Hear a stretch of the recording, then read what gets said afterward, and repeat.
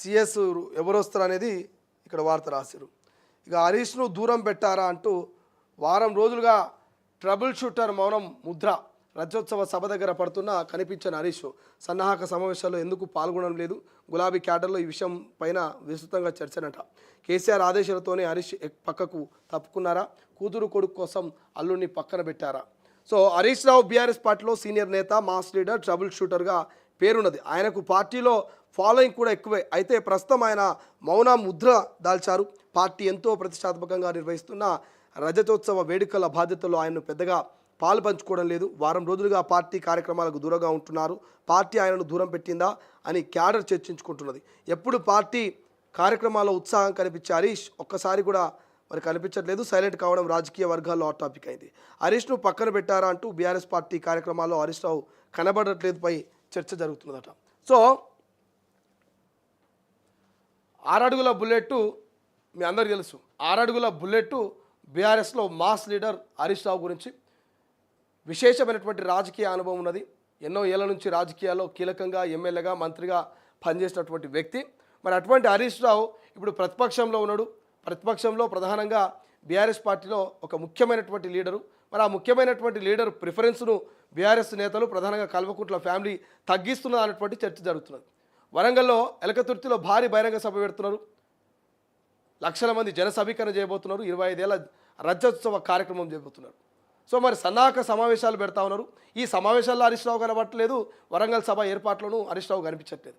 ఎందుకు కనిపిస్తలేడు? కావాలనే కేసీఆర్ పక్కన పెట్టిండా? హరీష్ రావు ఈ మధ్య హైలైట్ అవుతున్నాడు.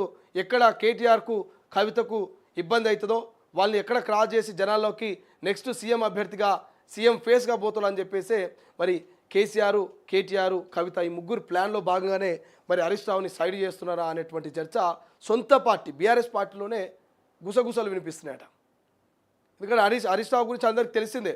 ఉద్యమం నాటి నుంచి నేటి వరకు కూడా హరీష్ రావుకు ఒక ప్రత్యేకత ఉన్నది. హరీష్ రావుకు ప్రత్యేకమైనటువంటి అభిమానాలు, ప్రత్యేకమైనటువంటి ఫ్యాన్ బేస్ ఉన్నది. మరి అటువంటి హరీష్ రావు ఎందుకు మౌనంగా ఉన్నాడు? ఎందుకు వెనకడుగు వేస్తున్నాడు? ఎందుకు యాక్టివ్గా లేడు? ఎందుకు పార్టీ కార్యక్రమంలో మరి కీలకంగా పనిచేయట్లేదు? కేసీఆర్ వద్దనడా, లేక హరీష్ రావే సైడ్ అయిందా? అసలు కారణం ఏంది? లేక ఏదైనా వ్యూహాత్మకంలో భాగంగానే మరి మౌనముద్ర వేసుకున్నాడు హరీష్ రావు అనేటువంటి డిస్కషన్ అయితే నడుస్తుంది. చూద్దాం. చాలా వరకు అయితే కేసీఆర్ వెనక్కి తగ్గిస్తున్నాడు. కేటీఆర్, కవితను హైలైట్ చేసే ప్రయత్నం చేస్తున్నాడు. భవిష్యత్తులో మరి కేటీఆర్, కవితను సీఎం అభ్యర్థులుగా ఉండాలి, హరీష్ రావు ఉండొద్దు అనేటువంటి ఆలోచనే దీనికి అన్నిటికీ కారణం అనేటువంటి చర్చ జరుగుతున్నది. మరి చూద్దాం. ఏదేమైనప్పటికీ మాత్రం హరీష్ రావు అంటేనే ఒక ప్రత్యేకత. హరీష్ రావు అంటేనే 6 అడుగుల బుల్లెట్ అని బీఆర్ఎస్ నాయకులు అంటుంటారు.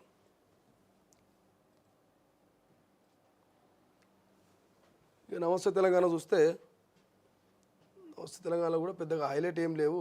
కేసీఆర్ గురించే మనకు హైలైట్గా కనిపిస్తున్నాయి. సో ఇవి ఇవాళటి వార్తలు. మనం ప్రతి దినపత్రికలో చూసినాం. ప్రతి దినపత్రికలో కూడా క్లియర్గా రాష్ట్ర ప్రభుత్వానికి 3 నెలల్లో 35,000 కోట్ల రూపాయలు కావాలంట. రైతు భరోసా కావచ్చు, ఇందిరమ్మ ఇల్లు కావచ్చు, ఈ రాజు యువ వికాస్ కావచ్చు, త్రిబుల్ రోడ్ కావచ్చు, మూసి ప్రక్షాళన కావచ్చు, లేకపోతే మెట్రో విస్తరణ కావచ్చు, ఇట్లా అన్నిటికి కావాల్సి 35,000 కోట్లు కావాలంట.